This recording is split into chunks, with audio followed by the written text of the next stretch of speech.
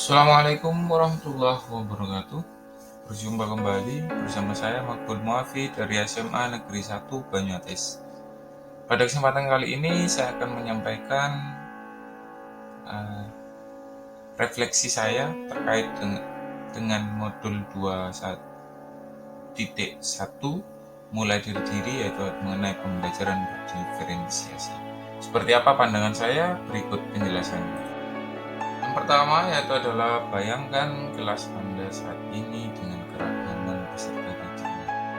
Jelas, dalam satu sekolah atau bahkan dalam satu kelas yang kita ampu, pastinya kita memiliki berbagai macam, berbagai jenis karakter peserta didik.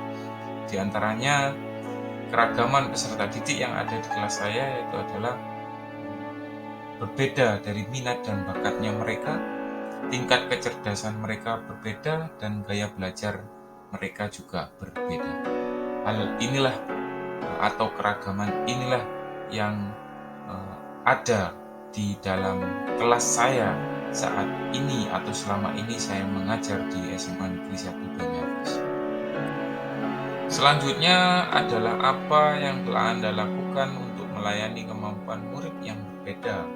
Apa yang Anda lakukan untuk membuat proses pembelajaran menjadi lebih mudah untuk murid, dan apa ada perlakuan yang berbeda yang Anda lakukan.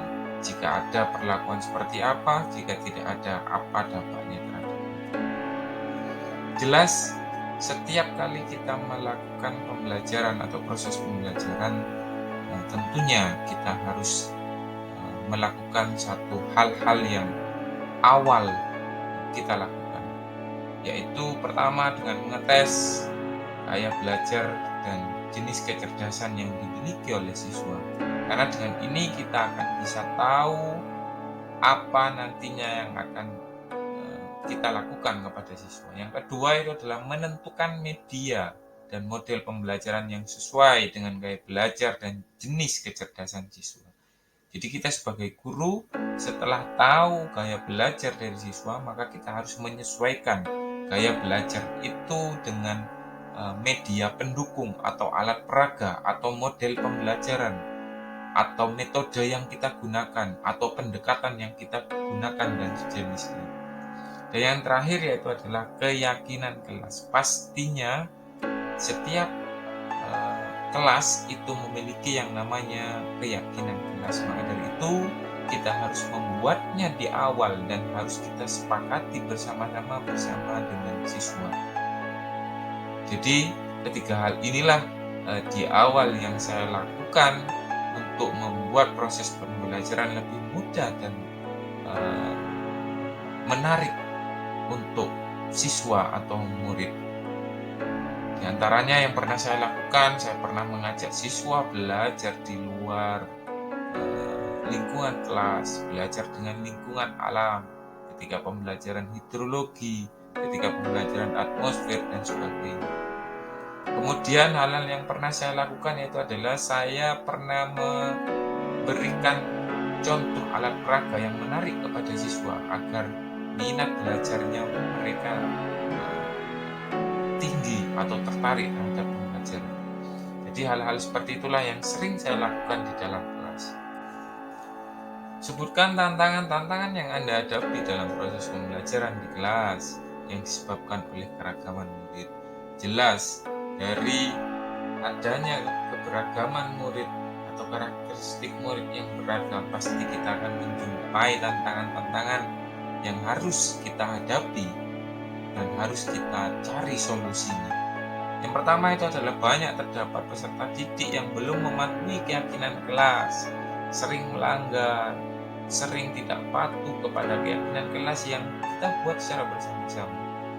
Yang kedua, dalam pembelajaran diskusi kelompok masih ada siswa yang tidak menghiraukan atau bahkan pasif dalam diskusi, dalam bekerja sama dengan rekan yang lain. Dan yang ketiga yaitu adalah kendala teknis handphone jika melakukan pembelajaran dengan smartphone. Jadi ini sering kali terjadi Ketika saya melakukan pembelajaran menggunakan inovasi dengan smartphone, maka memang ada beberapa siswa yang handphonenya mungkin tidak mencukupi, handphonenya mungkin kapasitasnya kurang, dan mungkin ada beberapa siswa juga yang tidak memiliki handphone. Lantas tindakan-tindakan apa yang telah saya lakukan untuk mengatasi tantangan-tantangan tersebut? Yang pertama, pastinya saya selalu menerapkan segitiga restitusi dari budaya positif yang sudah saya ciptakan. Karena ini adalah menjadi solusi kepada siswa yang bermasalah agar motivasi intrinsiknya itu bisa tumbuh atau berkembang. Yang kedua yaitu adalah membangkitkan semangat peserta didik dengan menumbuhkan motivasi intrinsiknya. Jadi saya selalu memberikan motivasi atau dorongan-dorongan kepada peserta didik untuk melakukan hal-hal baik, untuk melakukan hal-hal yang bisa memacu semangat mereka dalam proses pembelajaran. Yang ketiga yaitu adalah membentuk kelompok yang memiliki minimal beberapa handphone yang memadai atau yang bisa dipakai dengan rekannya yang lain. Hal ini saya lakukan untuk mengantisipasi pembelajaran inovasi tidak terkendala dan semua siswa itu bisa melaksanakannya. Menurut Anda, untuk mengakomodasi tantangan-tantangan yang ada dari keragaman murid, bagaimana seharusnya pembelajaran itu dirancang, dilaksanakan, dan dievaluasi? Jawaban saya itu hanyalah satu, yaitu adalah menerapkan pembelajaran berdiferensiasi.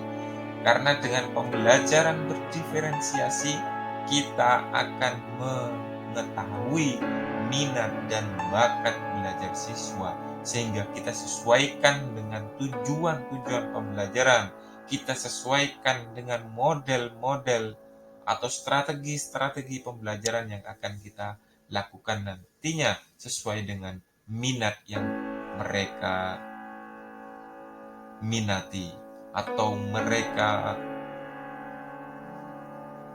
inginkan di dalam pembelajaran di kelas. Sekian dari saya pada kesempatan kali ini, semoga hal kecil dan singkat ini bisa bermanfaat. Terima kasih. Wassalamualaikum warahmatullahi wabarakatuh.